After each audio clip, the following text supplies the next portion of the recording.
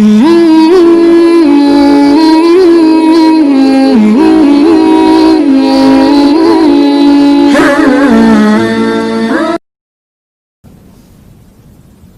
سخت ہے کسی کا مال کھا جائے آدمی دنیا میں وہ قبر میں چلا جائے، بہت سخت ہے، یعنی انسان نہیں پے کر سکتا ان ساری چیزوں کو، کیسے پے کرے گا؟ وہاں سے تو آگے پے بھی نہیں کر سکتا۔ یہ تو بعض آیت اللہ شہید دستغیب کہ آپ کی صلوات ان کے درجات میں اضافہ فرمائے، اللہم صلی علی محمد۔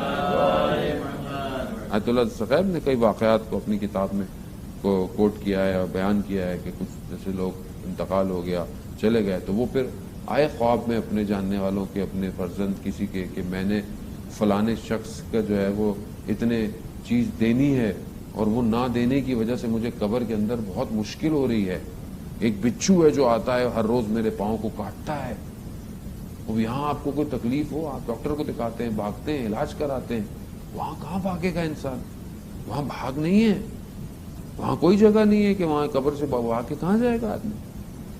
قبر مومن کے لیے جنت کے باغوں میں سے ایک باغ ہے، خدا نہ خواستہ انسان کا عمل اچھا نہ ہو تو جہنم کھڑکیوں میں سے ایک کھڑکی ہے۔ یہ ہم خیال کریں، ہم کیسے خیال کریں؟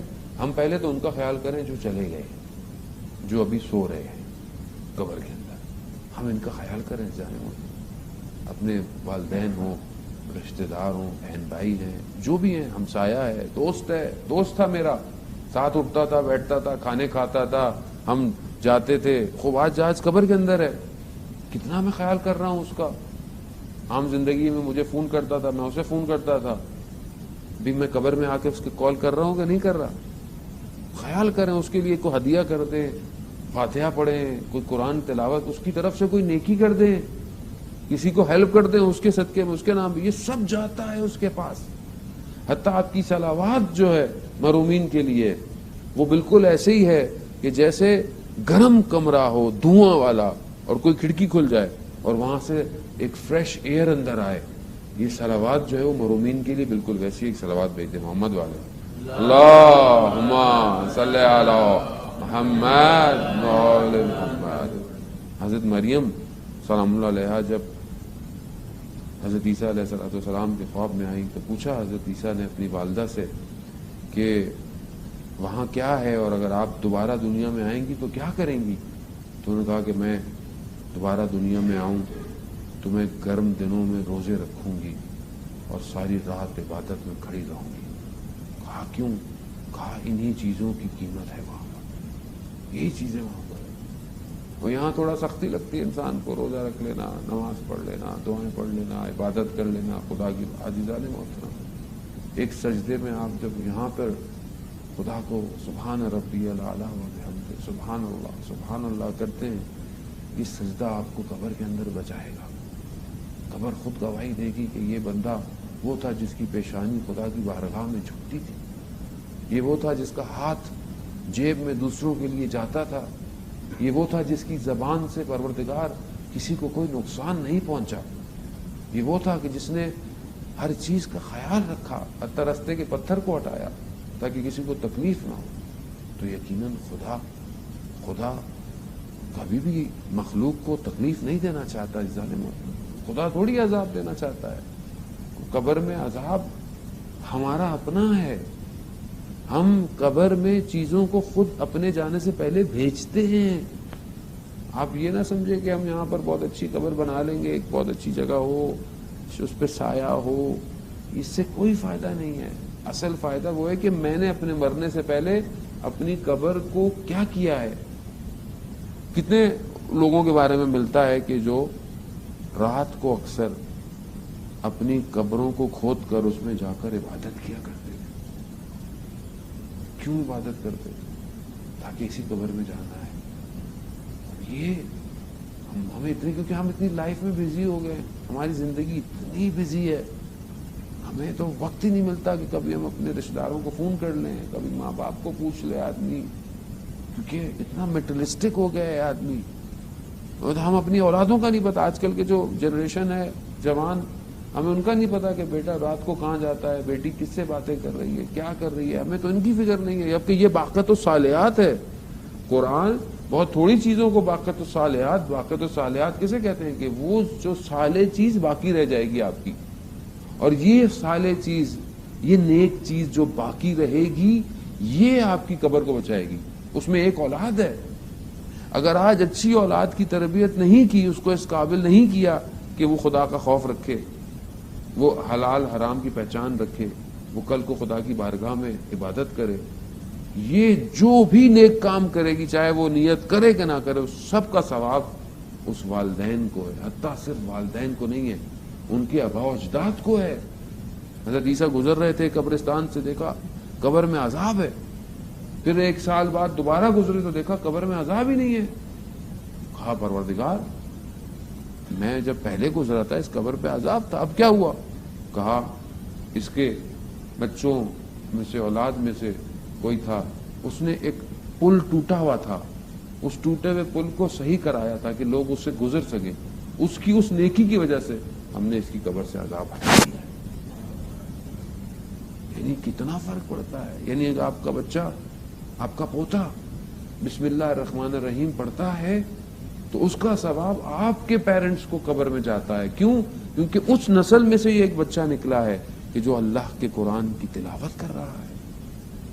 اس لیے بہت امپورٹنٹ ہے کہ ہم اپنی آنے والی نسل کو جانے محترم تربیت کریں، ورنہ ابھی آپ دیکھیں نا، ابھی آپ سب بزرگ آئے ہوئے، کوئی جوان نہیں آیا گا۔ کیوں نہیں آئے گا؟ کیونکہ ہم نے اس کی تربیت نہیں کی اس طرح، ہم نے اسے بتایا نہیں ہے کہ یہ کتنا امپورٹنٹ ہے یہ جگہ۔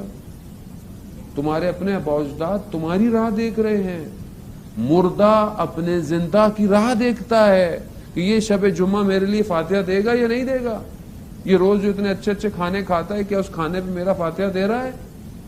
میرے لیے کوئی نیک کام کر رہا ہے؟ اپنے لیے تو بڑے برانڈڈ کپڑے پہن رہا ہے، میرے لیے کیا کر رہا ہے؟ کیا میری طرف سے کوئی لباس لے کر کسی ایسے شخص کو کہ جس کے پاس لباس نہیں ہے اس کو دیا اس نے کہ وہ ثواب مجھے پہنچے؟ نہیں ہے، کیونکہ ہم نے تربیت نہیں کی۔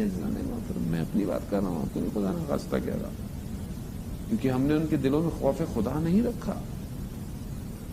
اگر ہم ان کے دلوں میں خوف خدا رکھیں گے تو وہ کل ہمارے پر آئیں گے۔ ابھی ہم لوگ بہت سی، ہماری خیر گاڑی سفید ہو گئی ہے، زندگی ڈھلتی جا رہی ہے، تب تو مجبوری ہے، کیا کرے؟ موت نظر نہ بھی ہے تو بھی سمجھتے ہیں بھائی پتہ نہیں کب موت آ جائے گی۔ ہارٹ آج کل بیماریاں اتنی آ گئی، پتہ ہی نہیں چلتا، آدمی بند ہو جاتا ہے۔ تو ہمیں تو ویسے ہی آ جاتے ہیں، چلو قبرستان ہے، ہاتھ میں تسبیح پکڑنی ہے، خدا کو سجدہ کرنا ہے۔ اصل جوانی ہے، جوانی میں جو خدا کی بارگاہ میں آتا ہے، خدا اسی کو شباب کو چاہتا ہے۔ اور یہی خوف اگر جوانی میں آ جائے انسان کی تو کس مقام پر انسان پہنچ جاتا ہے۔ اور پروردگار بھی یہی چاہتا ہے عزیزان محترم کہ انسان کا قرآن 30%، یعنی قرآن کا تقریباً ہر صفحہ ہمیں آخرت اور قیامت کی طرف متوجہ کر رہا ہے کہ دیکھو تم نے یہاں آنا ہے، یہ جگہ ایسی ہے، یہ جگہ ویسی ہے۔ عزیزان محترم واقعاً یعنی میں خود بھول جاتا ہوں میں نے مرنا ہے، اتنی روایتیں، اتنی حدیثیں پڑھنے کے بعد میں خود بھول جاتا ہوں کہ میں نے مرنا ہے۔ میں ایک دفعہ قبرستان گیا، میرے دوست کی والدہ کا انتقال ہو گیا تھا، تو میں گیا تو فاتحہ پڑھنے گیا۔ جب میں فاتحہ پڑھ رہا تھا، قبرستان جیسے یہ قبرستان بنا ہوا ہے تو پیچھے کچھ نئی قبریں کھد رہی تھیں۔ ایک میں نے ایسی مڑ کر پیچھے دیکھا تو ایک قبر کھدی ہوئی تھی۔ مجھے اچانک سے اس کھدی ہوئی قبر میں سے ایسا لگا کہ مجھے اندر سے آواز آئی، کہا بخاری صاحب آپ نے بھی قبر میں آنا ہے۔ بس وہ تھوڑی دیر کے لیے میرا بدن ساکت ہو گیا کہ میں نے اپنی قبر کے لیے کیا کیا ہے، میں کتنا تیار ہوں۔ ابھی آپ میں کہیں انٹرویو دینا ہو، کہیں کوئی ہمارا امیگریشن ہو، کچھ ہو، ہم کتنے ڈاکومنٹ پریپریشن کرتے ہیں، کتنے انٹرویو کی تیاری کرتے ہیں۔ ہم قبر میں جو سوال آئے گا من ربوں کا، من نبیوں کا، من اماموں کا، آپ کیا سمجھتے ہیں یہ زبان کھلے گی وہاں پہ؟ کبھی کبھی انسان خواب میں دیکھتا ہے کچھ مشکل میں، آپ کو خواب دیکھے ہوں گے آپ نے، خواب میں انسان کو کوئی چیز مارنا چاہتی ہے، ڈرانا چاہتی ہے، انسان بولنا چاہتا ہے، انسان بول نہیں پاتا خواب میں اور اڑ جاتا ہے پھر گھبرا کے، خود زبان بند ہوتی ہے۔ قبر میں زبان کیسے کھلے گی؟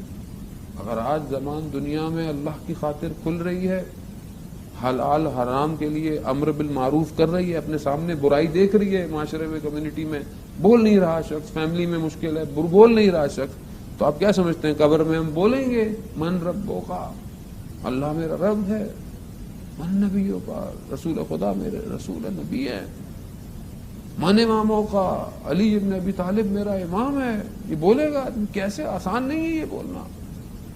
اس کے لیے دنیا میں پریکٹس چاہیے کہ قبر میں میری آواز نکلے. جنان محترم، وہ تو مجھ سے کتنی دفعہ پوچھے گا منکر نکیر، وہ جو آئیں گے وہ تھوڑی میرا انتظار کریں گے، وہ تو مامور ہیں، وہ تو پوچھیں گے، وہ میں نے جواب نہیں دیا پھر کیا ہوگا.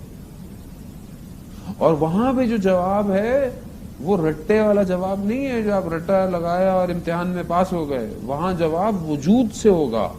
اگر یہ وجود علی ابن ابی طالب کی سیرت پہ چلتا ہوگا تو خود بخود جواب نکلے گا، میرا امام علی ابن ابی طالب ہے. کیوں؟ کیونکہ زندگی کو علی کی سیرت پہ گزارا ہے. وہی لوگ آ جائیں گے، کچھ نہیں ہے، یقین کریں آپ، یہ سب ختم ہو جائے گا. روئی کی گالوں کی طرح قرآن کہہ رہا ہے کہ یہ سب اڑ جائے گا، سب. ایوریسٹ ماؤنٹین ہر چیز اڑ جائے گی، اتنے بڑے بڑے اسکریپر سب ختم ہو جائیں گے، کچھ نہیں ہوگا، سفید جیٹ ایک میدان ہوگا بس، اور دوبارہ اٹھائے جائیں گے، اور اصل جو ہوگا وہ ظاہر ہو رہا ہوگا. یہ خدا کا شکر کریں کہ پروردگار نے ہمیں اس مکتب میں پیدا کیا کہ جس میں ہم قیامت کو یاد کرتے ہیں، قبر کو یاد کرتے ہیں، اپنے مردوں کو یاد کرتے ہیں. یقیناً آج ہم اپنے مردوں کو یاد کرتے ہیں، کل ہمارے لیے بھی کوئی آئے گا قبرستان پہ فاتحہ پڑھنے کے لیے.